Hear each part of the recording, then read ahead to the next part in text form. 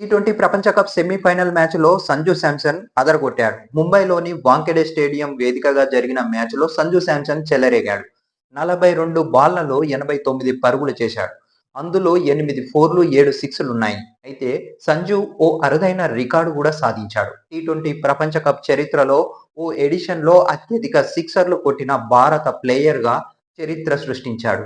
అయితే సంజు శాంసన్ టీమిండియా మాజీ captain Rohit శర్మను అధిగమించాడు. T20 ప్రపంచ కప్‌లో 2024లో రోహిత్ శర్మ 15 సిక్సర్లు కొట్టగా, ఇంగ్లాండ్‌తో జరిగిన మ్యాచ్‌లో 7 సిక్సర్లు బాదిన సంజు శాంసన్ టీ20 ప్రపంచ కప్‌లో 2026లో తన సిక్సర్ల సంఖ్యను 16కు చేర్చుకున్నాడు.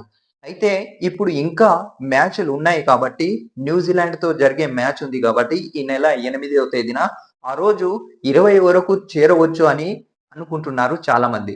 అయితే టీ20 ప్రపంచ కప్ చరిత్రలో ఓ ఎడిషన్‌లో అత్యధిక సిక్సర్లు కొట్టిన ఇండియన్స్ వీళ్ళే.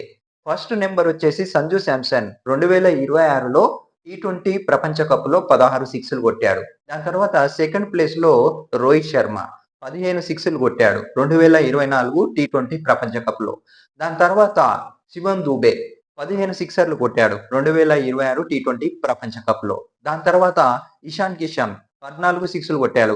2026 టీ20 ప్రపంచ కప్‌లో.